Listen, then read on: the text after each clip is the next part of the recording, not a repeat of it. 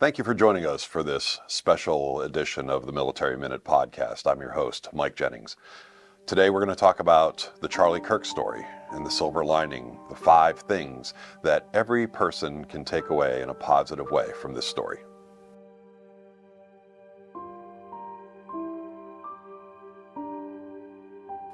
This special edition is dedicated specifically to the story that's on everybody's mind this week and the murder of Charlie Kirk. Whether you loved Charlie Kirk and saw him as a great leader, whether you saw him as a great person to help you understand your faith, whether you absolutely despised him and everything he stood for, or whether you knew him very little at all. If there is one thing that all of us can say for certain is that Charlie Kirk has gotten into our national consciousness. And his murder last week at the hands of a young man in Utah has been ringing throughout the internet and throughout the news cycle for the past 7 days. So our objective here on the Military Minute podcast is not to deify Charlie Kirk or to sing his praises, but ultimately, what can we do with what we know from this situation as it is? Because at the end of the day, in this particular story, there was one man who was out doing his job, and at the end of that day, another man looked through the scope of a gun and put the crosshairs on Charlie Kirk and pulled the trigger and said, "Today is the day that you're going to die." From a military perspective, this is kind of an interesting thing for us to look at, because I remember we would quip periodically when I was in the fleet about how it is that we would join the Navy and we would see the world and meet interesting people and kill them. And though that kind of sounded funny, at the end of all of those is that the idea is inside of the military, sometimes it is that we are called to take the life of another person, and understanding that as part of the job, that not only might we have to take a life in the course of what we're doing, but also that our life may be taken in the course of what we're doing. And it's a whole separate discussion about how it is that we understand the killing that is part of military service and how that is separate from murder. That's not the exercise of what we're doing here today. But if there is one thing that is common among military members, is we do spend a great deal of time thinking about what would happen if we were called to give it up, if we had to pay the last full measure. The entire military culture is built around the idea that we may have to give our lives and be asked to give our lives in service for our country. So part of what creates the band of brothers, or now the band of brothers and sisters, is this idea that we go out and we do something important, we do something hard, and we do something that can be dangerous. And even if you have served and your life was never placed directly in harm's way, certainly what always lingered in the background is that it might happen. Myself, I served during a time of relative peace in the Fleet Navy in the 1990s between the Gulf Wars. Never had to face that, but many of you listening here have spent time in harm's way, in difficult places where you didn't necessarily know that you were going to come back from what you experienced. But when we come home and we make the move to being civilians, one of the things that is that we kind of count on is this idea of safety and security. We move from our military environment, where our leaders have frequently told us that we don't practice democracy here, we only defend it. And now we see things happening where some of those things can be a little bit shaken. And whether, regardless of the side of the story that you're on here, this is the thing that is stirring passion across the nation. So to try to help with this and be more of a positive influence on this than contributing to some of the volume and the passions that are flaring, I think what's healthy for us is to look at what are things, regardless of where it is that you are on this story, that we can take away from this, that everybody can agree on, is things that can help to change our lives in a personal way and help us to make a transition into a happier and more fulfilled life. So with that, let's talk about what we can learn. Number one, if there is one thing that we've learned for certain from the Charlie Kirk murder, is that life is short. Certainly, in his case, many would argue that it was taken away too early. A 31-year-old man, a husband, a father of two small children. But if there's one thing that is certain in this world is that nobody gets out of this world alive. Someday, whether it's today, whether it's tomorrow, whether it's 90 years from now, if you're watching this or listening to this podcast, someday you are going to die. That is a fact of life. So with all of that, ultimately it comes down to what happens in the dash. And I've seen this mentioned on a few other sites there where it talks about the tombstone and the day you were born and the day you die, and there's a dash in the middle, and that everything it is that we do and everything it is that happens in our lives is inside of that dash, and what grows inside of your dash. And when you understand the essence of the fact that people were created with the ability to create things that did not previously exist before, to be able to conceive of something that isn't there and be able to create it and make it happen, and that the process of doing that creates a feedback mechanism into us that is very satisfying. The first thing that we can take away from all of this is live your passion. Your passion, places where it is that you want to create and where you want to make the world a better place, is one of the best things it is that we can take away from this. Regardless of how you feel about Charlie Kirk, he was satisfied and fulfilled every day in living out his life in trying to make the world a better place. He didn't dominate people, he tried to influence them. He built a life and a business around that. And there is no question about the fact that he enjoyed what he was doing. He had a passion for what he was doing, and he was pouring his life into it every day. He was not punching a clock, come in at this time, leave at that time. He was giving 24/7, 365 to the purpose that he had set forward, and that passion drove him in a way to try to make the world a better place. So that would be the first thing that we would say. Find the things that drive your passion and do them, because we all only have so much time. Second to that is that there's no question about the fact that Charlie Kirk was trying to make an impact on people. Again, you can argue whether or not Charlie Kirk was making the right kind of impact on people. Some people are very passionate about the yes, and some people are very passionate about the no.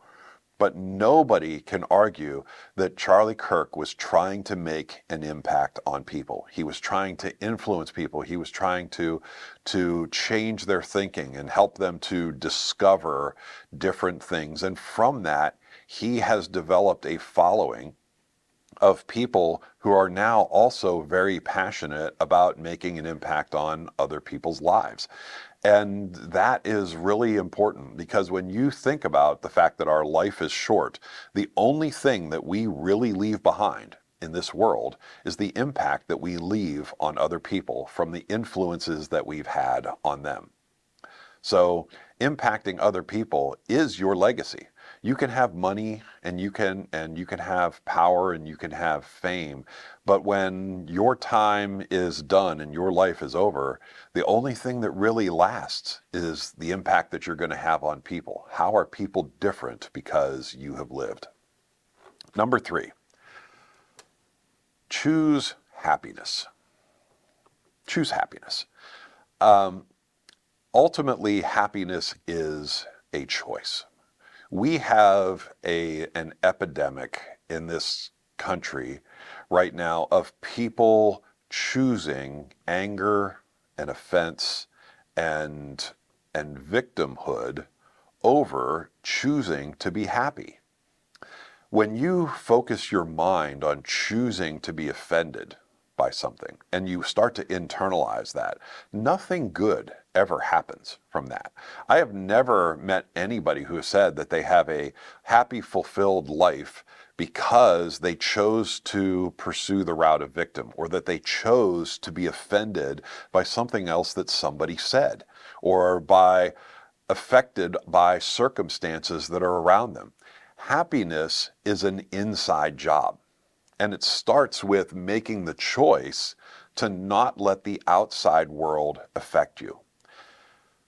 When I grew up and 24/7 cable news was starting to come into existence with CNN, and the news cycle became filled more with commentary and opinion than hard news, the whole concept of what we now see in the internet with opinions raging everywhere started at that particular time. And it became very easy for people to start bearing the burden of national and international issues and causes on themselves. The truth of the matter is, there is almost nothing that we as individuals can do to change the macro case of what's going on. And I'll give you a personal example for this. I actually ran a political campaign here locally for our county for a national election a number of years ago. And we poured ourselves into that election, and we were able to locally move the needle 5 basis points above, higher than what it had ever been for the results of this particular election. But in the end, it didn't matter. At our state level, or even our regional level, when it all came down to it in the end, it barely moved the needle at all. And in the end, it didn't matter whatsoever. And the significance of this is that as this political campaign was going forward, there were a lot of passions related to this, that we wanted to make changes, and we wanted, of course, our candidate to win, and we were willing to work hard about it. But as it went along, and the things that you were seeing on the national level were very, very difficult when you're involved in trying to work as part of a national political campaign, and you're the little person getting frustrated. And when it gets inside of you, it starts to tear you up, and it starts to cause you to want to do things that are not productive and they're not healthy for you. And it makes you unhappy. In the end, the macro world is going to be what the macro world is. Getting upset about the culture, getting upset about national and world politics is not going to make you happy. So going back to number 1 and number 2 that we just talked about here, when you are focused on living your passion and making a positive impact on other people, you come to realize that the real way that you change the world is not through politics. It's through how it is that we interact with everybody that we come in contact with on a daily basis. How do we treat people? How do we influence people? And the macro world is changed whenever there are enough people working on the micro world. And what has happened for many, many years is that both sides of the political spectrum have not been focused on working on people individually and talking and telling the story and sharing ideas and sharing values. So for you, for your own happiness, choose happiness first. And if you want to make an impact and you want to share people about your cause, share your cause, make your case, try to make an impact that way. If that's your passion, go after that as a passion. But ultimately, the essence in all of these things is that every life is precious, that every person is sentient, and everybody is going to make a decision on what they want to do, and so are you. So be happy. You'll find that life is going to be much more enjoyable when you focus on happiness and enjoyment and satisfaction than constant dissatisfaction and rage. Number 4, understand what free speech is and what free speech isn't. The constitutional right to free speech is a protected right in the Bill of Rights to protect your speech from government persecution. And this is very good. But that's actually where the line stops. The Constitution does not protect free speech in societal norms and culture. It does not protect free speech in your job. Those are not rights. Those are privileges that you enjoy in the context of where you live. And one wise person told me a long time ago, when I was bringing up the idea of free speech when I was young and headstrong, he said, just remember, free speech also means that you can also take every opportunity to say nothing at all. That ultimately the things it is that we say are our opinions, and it's our view of truth. Not everybody has the whole story of what ultimate truth is. We all do our very best. Well, maybe not everybody does their very best, but ultimately we form an opinion about what truth is based upon what we've been exposed to and what we've been revealed to us. And we express opinions on what the rest of these things are. And it's okay to do that, but some opinions cross the lines of polite conversation.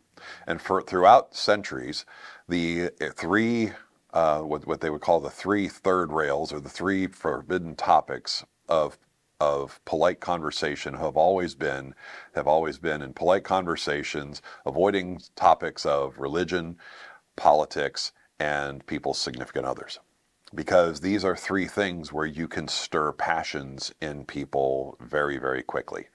Now, at the same time, I also was raised hearing the maxim, if you're not bucking the system in your 20s, you have no heart. But if you're not going with the system in your 30s, you have no brain.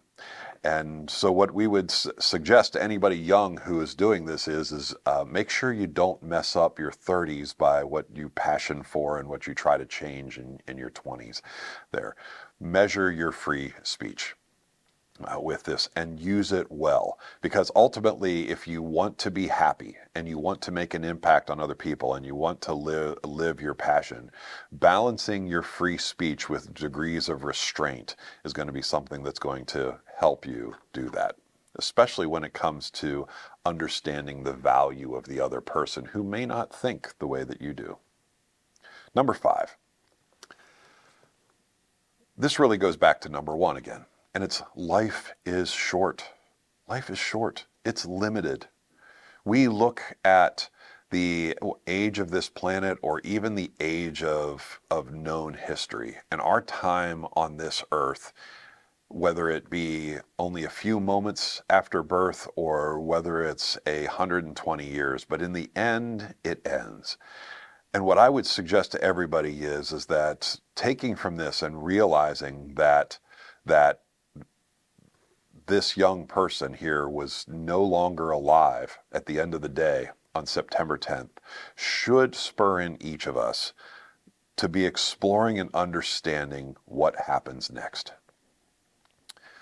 You are literally betting all of eternity based upon what you are pursuing today. And the truth in this world, we live in a universe that has a great deal of order. And there is a great deal of truth that's built inside of that.